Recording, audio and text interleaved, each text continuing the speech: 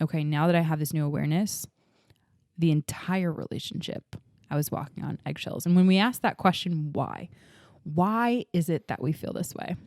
You are suppressing your truth on some level out of some fear. Yeah. It can be fear that you're not going to be heard. Mm-hmm. It can be fear that you're going to be cheated on. Mm-hmm. It can be fear that you're not attractive enough or that you're not good enough. Conscious couples, business partners, and singles committed to attracting their dream partner. Welcome to the Conscious Couples podcast, where we share our life, love story, and combined relationship expertise to help you create and consistently cultivate the most magnificent, intimate relationship possible. Never again will you feel hopeless and alone in your intimate relationship challenges. Having accumulated thousands of hours coaching conscious couples and individuals all over the world, as well as starting and growing a global business together, Alan and I are here to guide you in all things relationships. Thank you again for tuning into the one place where it's not about you or me, it's about the we. Conscious couples and singles from all over the world, welcome back to the Conscious Couples podcast.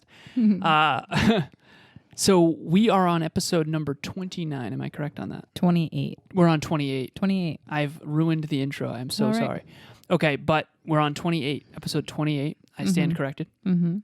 Why you feel like you are walking on eggshells. Today we're going to talk about an experience in intimate relationships that all of us have had, where there is fear present. We call these bugs in the garden. If you're a new listener, you don't know what I'm talking about. If you're not a new listener, we've talked a lot about the bugs in the garden. The bugs represent fear, scarcity, suppression, limiting beliefs, fixed mindset, all of those things. Yeah. And we're going to talk a little bit about a concept that Emilia came up with. First, before we do, we want to give a shout out to the Next Level Podcast Solutions team. Thank you so much Whoop, whoop. For producing this show for everyone, YouTube, audio, all of the above. Okay, so Emilia came up with an incredible concept that she taught me probably about a year and a half ago. Oh, yeah. Well, thank you. Yeah, you're welcome. You're welcome. So picture those old stoves, and there's a nozzle on it, and you've all heard the expression, if you can't handle the heat, step out the kitchen. Step out the kitchen. Exactly. So imagine the nozzle goes from 0 to 10. The My knob? stove at Knob. the knob, Nozzle, nozzle, knob. Yeah. I had this at home growing up, by the way, from 0 to 10. Cool. And the closer you get to 10, the more expression there is. So you've heard me say the quote, if you're a long-term listener, the suppression of self-expression leads to depression. One of the best quotes ever. Thank you, love. Or eventual implosion or explosion. So imagine a volcano, all the pressure building up, eventually it explodes. And so 0 on the truth dial represents full suppression. Someone who is not expressing their truth, someone who is turtle shelling up, someone who is fearful of everything they say, someone who's walking on eggshells, essentially, in this episode. Yeah. And a 10 is someone who is having a straight up dance party because they are so deeply fulfilled in their relationship and in their work, which we're going to talk about. So, sweetheart, talk to us.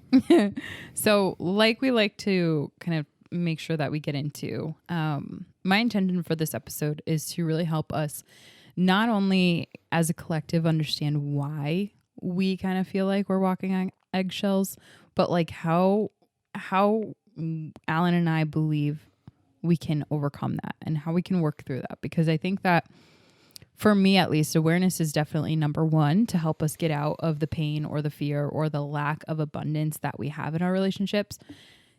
But the thing is, if you're aware and you don't do anything about it, if you don't take action afterwards, after your awareness has been raised, we're going to be in the same place, right? So if you are someone that happens to feel as though they're walking on eggshells with your partner, this is an expression that is very common. And first thing that I want to say, you're not alone. There's so many men and women out there, and they feel that way too. And Alan and I, in our entire past, have felt this way to some extent. And the truth is, when you actually start to look back at all your relationships, you start to realize that there's definitely at least a moment or two where you might have felt this way. You might have felt that you were walking on eggshells, and it could have just been temporary, right? Or you can look back and say, okay, now that I have this new awareness, the entire relationship, I was walking on eggshells. And when we ask that question, why is it that we feel this way? To what you just said, babe, it's because we really don't feel as though we can be fully ourselves.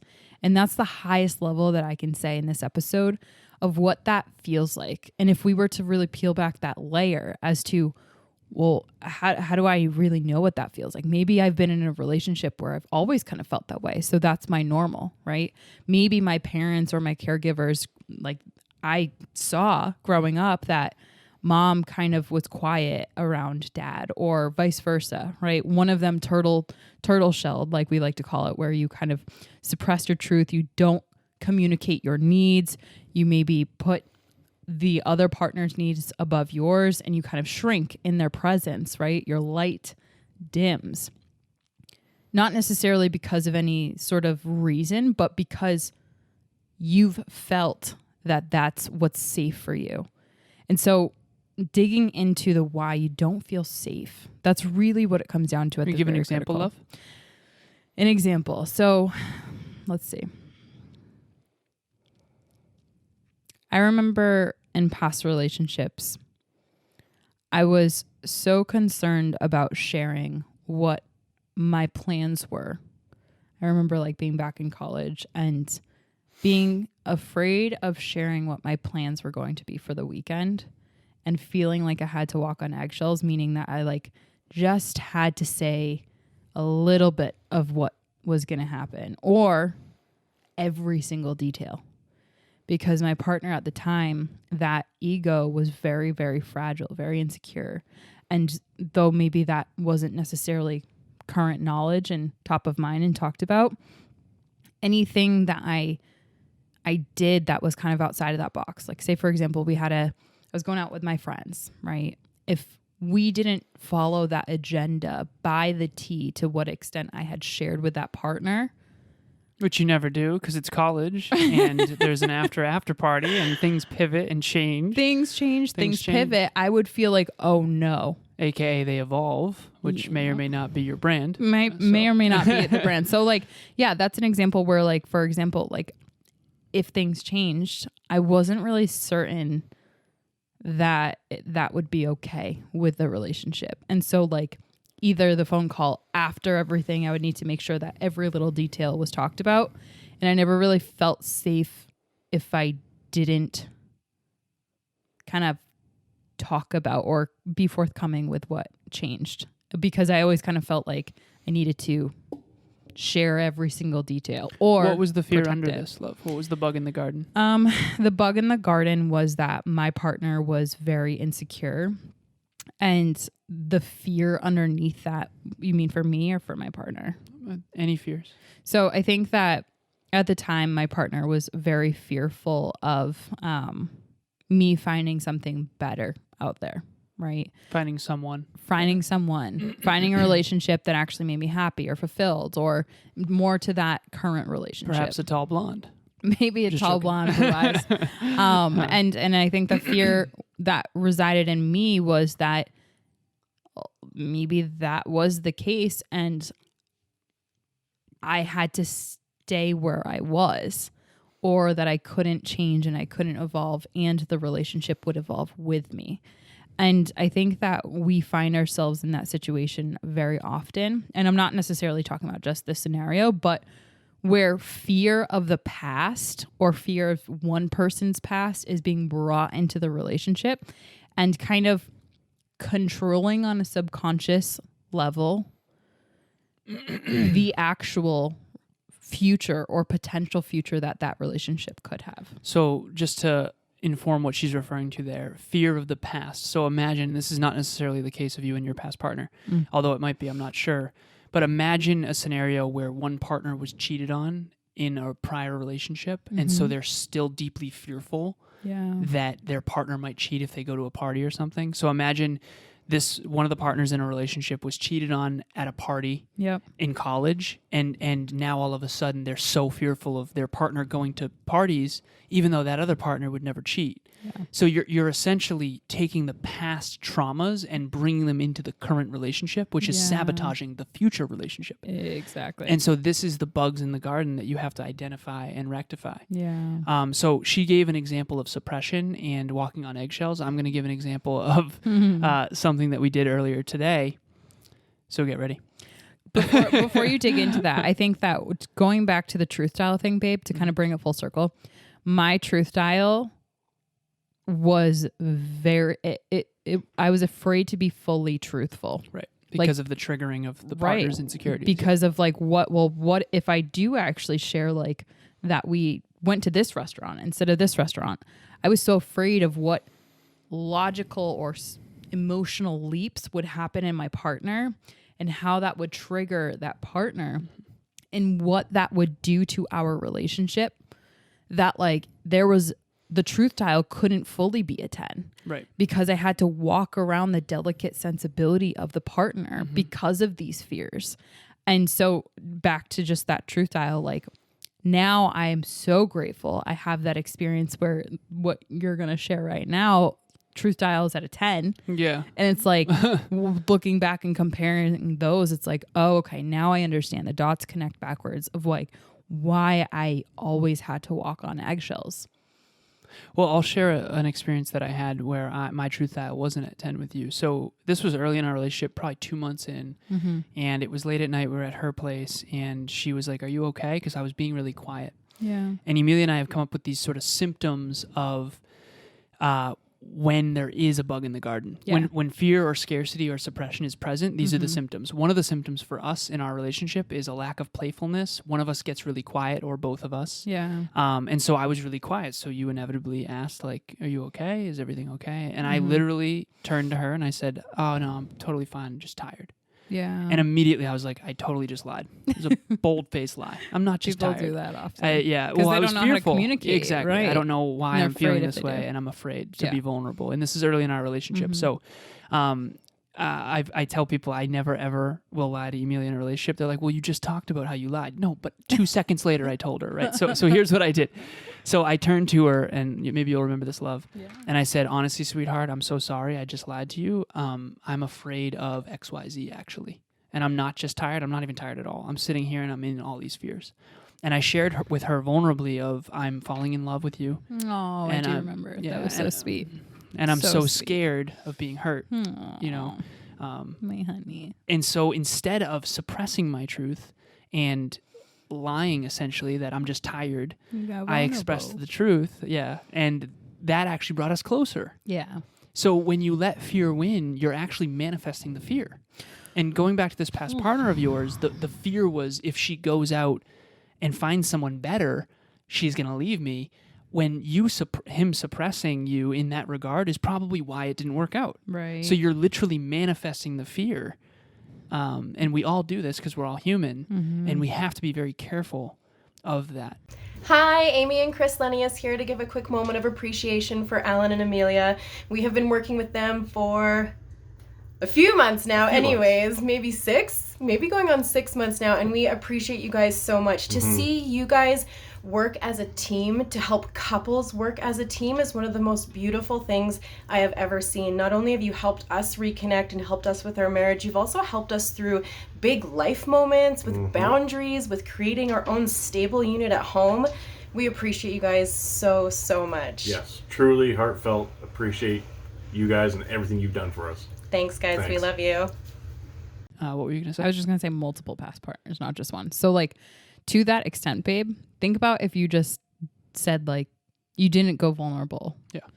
And you're just like, nothing. What happens on the other side is really detrimental for relationships. Right. And I'll just pull that in because now you don't know how I really feel. I'll catastrophize that. Exactly, right. Meaning like I'll think the worst of like, oh, well, he hated the dinner that we had. I'll go to like all of where my deepest insecurities are, Right. and those will get exacerbated. Those will get blown out of proportion. Right. Where I'll overgeneralize is what the word's Right. called for it. And that will disconnect us in a way that isn't even based off of truth. Right. It's based off of emotional leaps. People talk about logical leaps. We do that with our emotions when we let fear drive. So I'm so grateful that you have You have really, and this is one thing that I'll give you, and I want to make sure that I say it so explicitly public, that you have the healthiest masculine that I've ever seen. And you do such a great job at being vulnerable. And I was actually telling my aunt about this earlier today, like how grateful I am. Like Alan, like, is just so vulnerable with me, and he can cry. Like, it's my favorite thing, because I didn't have a ton of modeling in my upbringing where masculines cried and masculines had vulnerability, and vulnerability to me meant weakness. And so I had a lot of rewiring that I had to do just being in a relationship with you at the beginning, and even still to this day, which I'm so effing grateful for, because at the end of the day, it's like that toxic masculinity where it's just like, no, I'm fine. That closing, the shutting down, not opening your heart to connection, that doesn't do any good for the world. That's where apathy really starts to grow. That's the bug in the garden. One of my favorite quotes is the walls that we build to protect ourselves from the quote unquote bad guys also keep out the good ones. Yeah. And so when you have this armor on or these walls up, you're not going to be able to fall in love. What if I just was like, oh no, I'm totally fine, I'm just tired. Yeah. You're not going to be able to fall as deeply. Because now I don't share how much I'm falling for you. Yeah. Now you are afraid to share how much you're falling for me, which we know you were. I'm joking. I'm joking. We fall into fear. But we fall into fear instead of love. Yeah. Right? And there's a lot of neuroscience around. Speaking of fear, some stuff's just falling in the corner over there. We have a ghost in the closet. Yeah, which is fine. It's a loving ghost, and they're vulnerable too. So, and that's called improv. Now, so I'm going to get into the rando dance party. I got to do it. Yeah, I got to talk about the rando dance party. So the timer just went off, but we're not do leaving your thing, yet. babe. So I finished a long day, back to back to back to back coaching calls. Awesome day onboarding a new team member. It's been fire of a day. But I'm exhausted. Yeah. We come in here and we're ready to prep for this episode. It's 9:00 at night right now.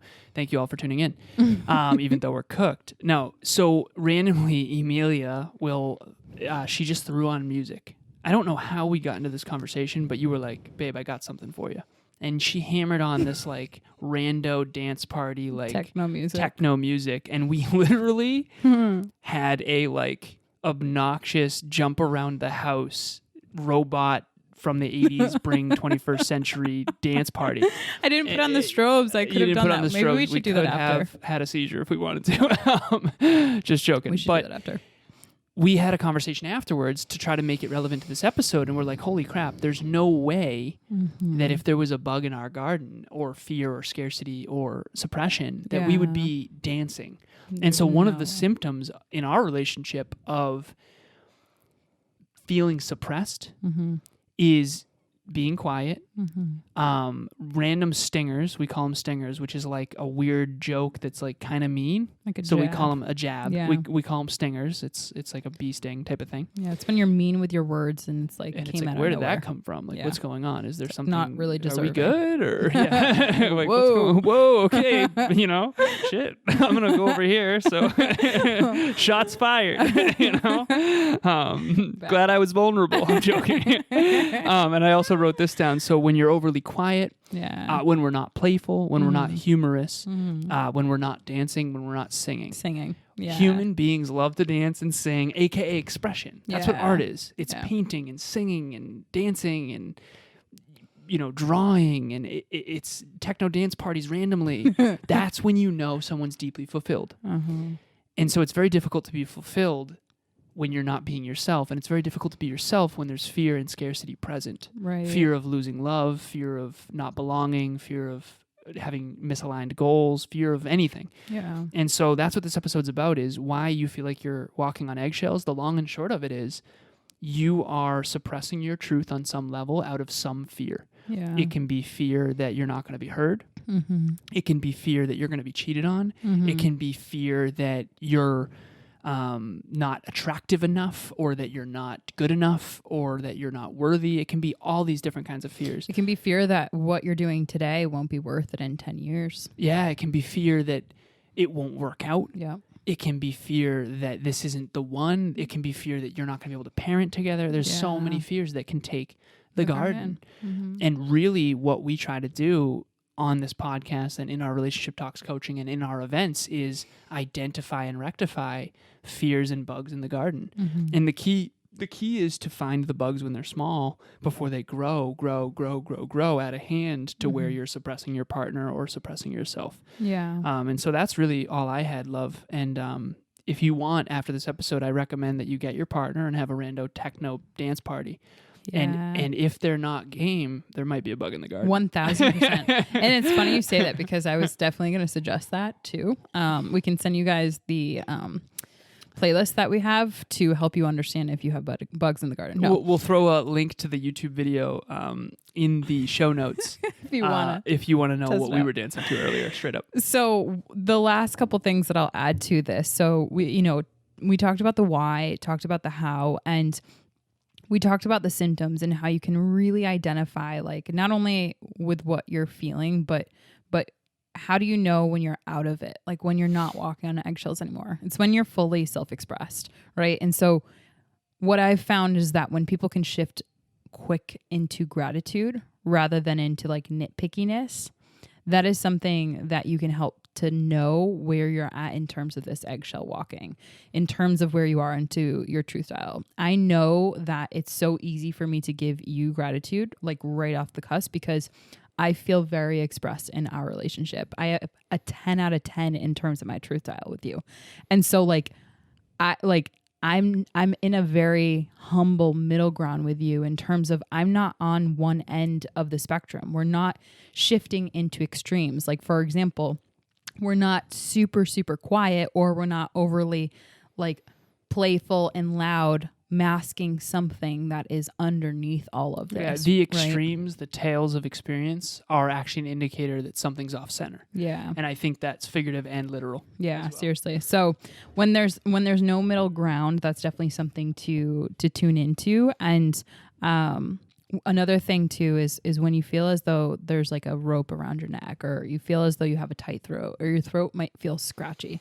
That throat chakra needs to feel good. It needs to feel lubed up. It needs to feel ready to go. And if it's not, then again, walking on eggshells, it might be because of your past fears, but it very well might be because of your partner's past fears or the fear of the future. And to what Alan typically says on every single episode, once you have awareness to it, just like I was saying at the very beginning of this episode, you have to act on it. So you have to create change. No one's going to come in, especially in a scarce relationship, and say, hey, I think we're in scarcity right now. When you identify it in your relationship, it is your responsibility to lead, and to do so maybe by starting with a dance party. And slipping into that vulnerability component is absolutely essential. And who knows what could come out of that. For Alan and I, in that moment, it brought so much abundance. It drew us in closer, got us more intimate in terms of an emotional capacity. And we were able to grow so much from that. And every single time, babe, you've been able to do that. I've been able to do that. We've grown so much deeper in love and connection and intimacy and honestly in our relationship in whole. So that is the last thing that I will say is when you're questioning yourself, dig until you find an answer and then do something about it. We had a wonderful listener of ours book a relationship talks, and she was talking about how fearful she is. She feels fully expressed with friends and with family, but in her intimate relationship, she's so scared. So she ends up feeling like she has a rope around her neck and she can't fully express her truth, or at least that's the story she's told herself. So we helped her reframe that and start actually expressing her truth, because that fear of not being heard or not being valued is actually manifesting itself, because when you don't make that connection with your partner and then they leave, the root cause might have been you weren't being authentic. Right. You weren't being your true self. There is no connection without courage, vulnerability, and communication. And it takes courage to be vulnerable. And it's not vulnerability if there isn't fear. That's the thing. If you're not afraid, there is no vulnerability. Right? There's always risk. And there's always fear. And risk. It's like, will you allow that fear to take the garden, drive the wheel, or take the wheel, whatever. And it's so much worth it. Iceberg dead ahead. Yeah. You know, you got to turn the Titanic reference. My heart will go on. Sorry, babe. I love it. All right, gotta have fun. So we are ready to prepare for our second round of techno dance parties. So I didn't know we were going round 2. Yeah, round Excellent. 2. And to that extent, if you're someone that you notice that your relationship is struggling with this, genuinely, and you just need someone to talk to and say, this is what I'm feeling. I kind of feel crazy. My friends have told me this. My partner has told me that. I don't even know where I stand in all this. Trust me, getting around people that have struggled in this capacity, that know this at the deepest level, and who honestly can create a judgment-free, safe space for you, that is going to change your entire life. It will certainly change the trajectory of your relationship. And I am so deeply in belief of that. So if you need someone to talk to, or if you're struggling with this at all, please book on our calendars. It's 30 minutes, free Zoom. We're not going to sell you on anything. Genuinely, we are here to support you in whatever capacity that looks like. If you are 1 degree off in a flight from Boston to LA, you end up 150 miles off course. Those relationship talks calls are just to tweak you just a little bit so you can stay on course. That's really what it is. A 1 degree shift can bring you 150 miles off course. And we don't want you to end up there. Yeah. Because you might not like where you end up. We want to help. Also, monthly relationship talks events every month, all the months of the year, forever and always, all the time. Our 15th one, 15 in a row. 1-5 is September 8th, 7 p.m. Eastern Standard Time. They are not recorded. They are completely private. We do them every month, but we never do them on the same topic. So don't miss this. Don't miss this. Definitely don't miss it. It will never happen again. It will never happen again. We'll never get that moment again. No. Oh my goodness. Yeah. Overcoming the fixed mindset in your relationship. So that's a good one. Individuals that have a fixed mindset have a deep belief that they can't change. And if that is present in your relationship, you have to shift that, because you can't improve your relationship if you can't improve. Yeah. And you can't improve if you don't believe you can improve, because you won't even try. And so if you're listening to this show, you most likely have a growth mindset. Otherwise, we would have annoyed you for sure by now. And you never would have clicked on this episode. But True. Your relationship might have some fixed mindsets in certain areas. Yeah. Fixed mindset in fitness could be there, or fixed mindset in parenting, or just because it's a growth mindset in certain areas doesn't mean it's everywhere. So join us in that event. The link will be in the show notes, as well as the YouTube video to the Techno Dance Party. Thank you so much for listening. As always, it is not about me or you. It's about the we. We'll talk to you next time. Thanks for joining us for another episode of the Conscious Couples podcast. We love connecting with the Conscious Couples community, so please make sure you follow us on Instagram.